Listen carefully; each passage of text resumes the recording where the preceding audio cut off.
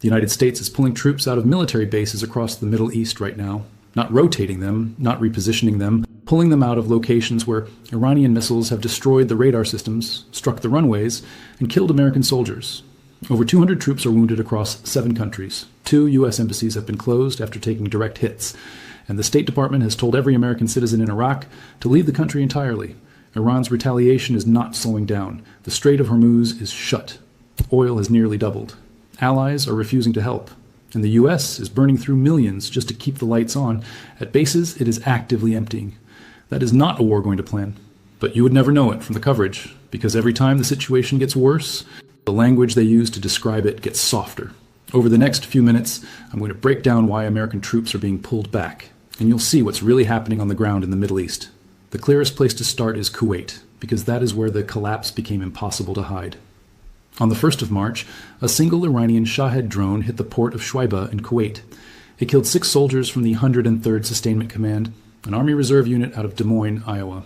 These were not frontline combat troops. They were logistics personnel working out of a civilian port facility. The strike arrived without warning. That detail matters. It means the detection systems that should have caught that drone had already failed. And we now know why.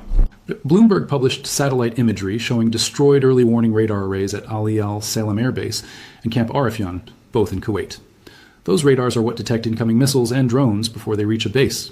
Without them, the installation cannot see what is coming. It is operationally blind. And once those systems went down, the pullback began. Personnel started moving out of exposed positions across Kuwait. The U.S. Embassy took a direct Iranian missile strike and Rubio ordered it closed. On March 2nd, Kuwaiti air defenses mistakenly shot down 3 American F-15s in a friendly fire incident because the situational awareness on the ground had degraded that badly. 6 crew survived, but the message was clear. These positions were no longer holdable, and the U.S. started emptying them. And Kuwait was not an isolated case. The same pattern played out across the region. In Bahrain, the U.S. Navy 5th Fleet headquarters in Jaffa took Iranian missiles on multiple occasions. Hundreds of non-essential personnel had already been pulled from those facilities before the war even started, and the attacks have not stopped since.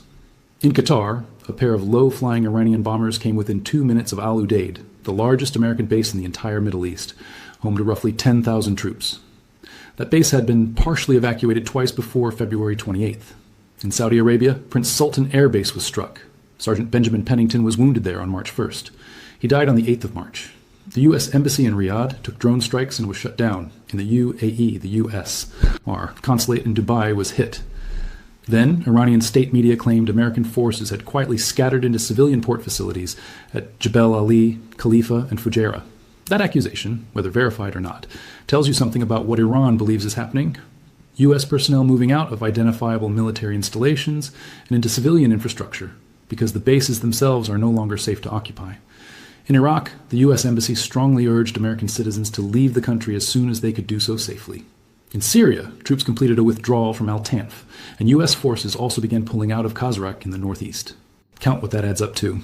2 embassies closed after being struck, a full country evacuation advisory for Iraq, confirmed pullouts from Syrian positions, hundreds moved off Gulf bases before the first shot was even fired, 13 American service members dead, over 200 wounded across 7 countries. And America calls this a tactical withdrawal.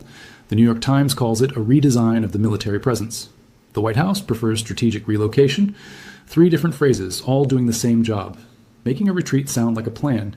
And here is what demolishes all 3 of those labels. This is not the first time they have emptied these bases. It is the 3rd. On January 14th, 2026, 6 full weeks before the war started, Reuters reported that the U.S. was withdrawing some personnel from key bases in the region as a precaution. Personnel at Al Udeid were told to leave by that evening. Britain pulled its people out too. The Qatari government confirmed the drawdown. A diplomat told Reuters it was a posture change and not an ordered evacuation. Troops were scattered to hotels and dispersed facilities, moved away from concentrated targets. This happened because Iran sent a direct warning to every neighboring government. If America strikes, your bases become our targets. And in late January, several Gulf states took that warning seriously.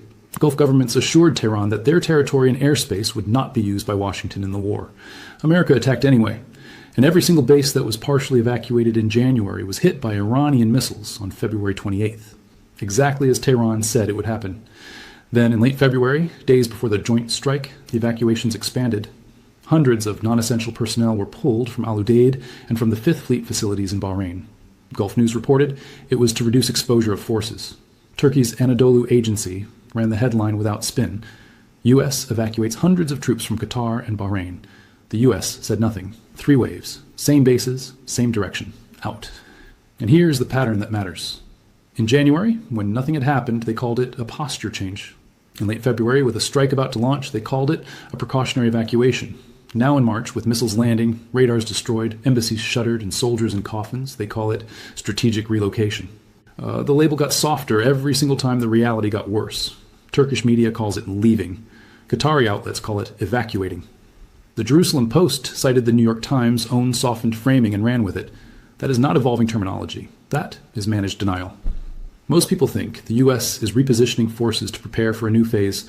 In reality, it is abandoning positions that Iran made untenable and repackaging each retreat with a gentler word than the last. Stay with me, because what Iran is doing with the Strait of Hormuz is the part of this war that will still be hurting long after the last missile lands. On March 2nd, IRGC senior advisor Ebrahim Jabari announced the strait was closed and any vessel attempting passage would be set ablaze. 21 confirmed attacks on merchant ships, followed by March 12th. Traffic collapsed, first by 70%, then to effectively zero for Western-flagged vessels. Over 150 ships anchored outside the strait rather than risk the crossing. This is the largest disruption to global energy supply since the 1970s. But here is what most coverage misses. Iran did not need a navy to close the strait. It needed about 24 attacks on commercial vessels. That was enough to break the private sector math. Ship owners cannot get insurance. After the strikes began, most major underwriters at Lloyd's of London simply stopped writing new policies for Hormuz transit. Crews have the legal right under international maritime law to refuse to sail into a declared war zone.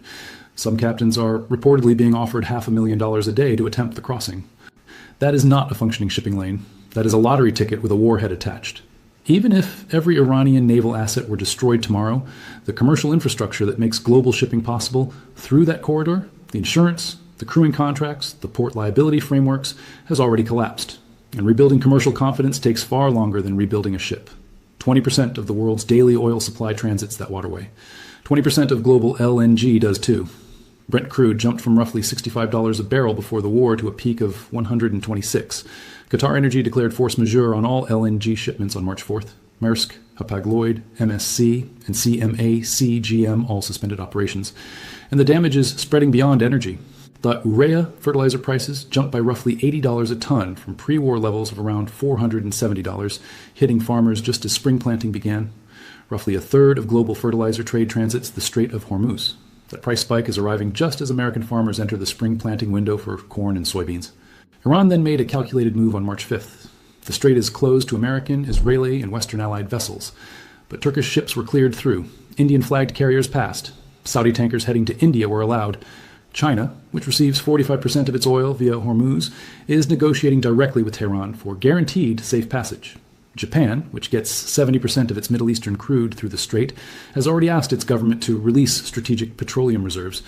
Iran turned a military blockade into a selective toll booth. Allies of America are being forced to negotiate directly with the country that America is bombing, and the American response has been incoherent. Energy Secretary Chris Wright said on March 13th, the Navy is not ready to escort tankers.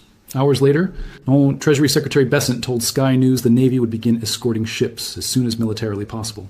Defense Secretary Hegseth waved it off entirely. Do not need to worry about it. Trump called on allies to send warships. Japan, Australia, South Korea, the UK, Germany, and Greece all declined. Germany said as long as this war continues, there will be no participation. The UK said it will not be drawn into the wider war. Not one allied nation has committed a single vessel. That isolation is new, and it is significant. Saudi Arabia has started rerouting crude oil to the Red Sea port of Yanbu through its east-west pipeline. By mid-March, tanker traffic at Saudi Red Sea ports had jumped sharply, a visible sign of how much export traffic was being rerouted away from Hormuz. Saudi Arabia has pushed far more crude through its east-west pipeline to Yanbu, reaching about 5.9 million barrels a day, with full capacity near 7 million. But that still falls far short of the volumes that normally move through Hormuz.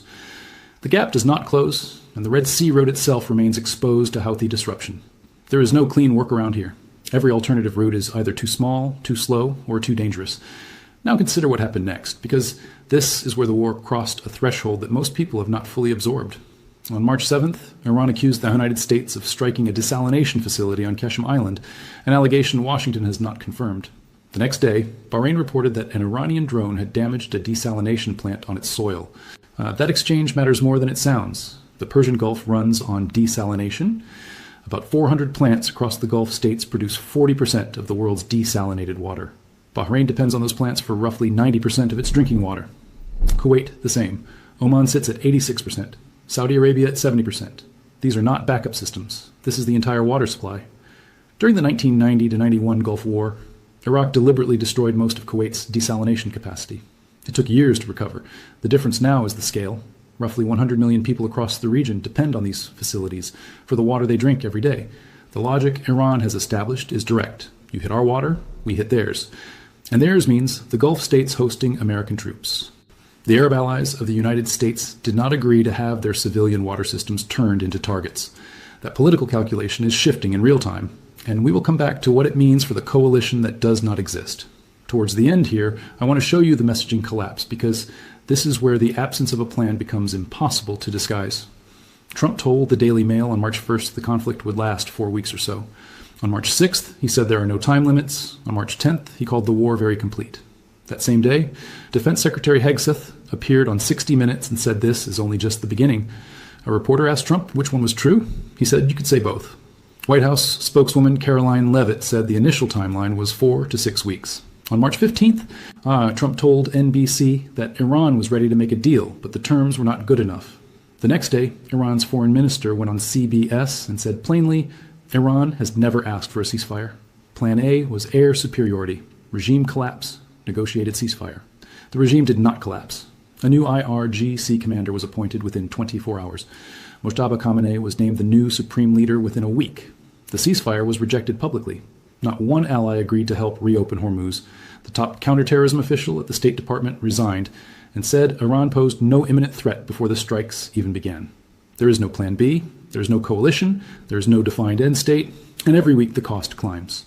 A single Patriot interceptor runs between $3 and $4 million. The Shahed drones it is shooting down cost Iran roughly $20,000 to $50,000 each. Analysts at the German Institute for International and Security Affairs have pointed out that Iran's math is simple. Gulf states may run out of interceptors before Iran runs out of cheap drones.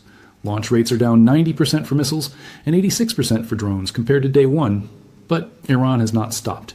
It fires 1 or 2 at a time now, targeting commercial and civilian infrastructure, forcing every air defense battery in the region to stay activated around the clock, burning through irreplaceable munitions with each salvo. Iran does not need to win this war. It needs to make sustaining it more expensive than ending it. And right now, that is exactly what is happening. The question is not whether the United States is pulling back. That evidence is settled. The question is, what happens when a government runs out of words to describe what it refuses to name? Thanks a lot for watching. I really appreciate your support. Join the discussion in the comments below. Let me know your thoughts. Who do you think is winning the war? Do you think the war is getting out of hand? Let me know. Please subscribe and like the video if you want to stay updated. And click the video on the screen to see another. I'll see you soon.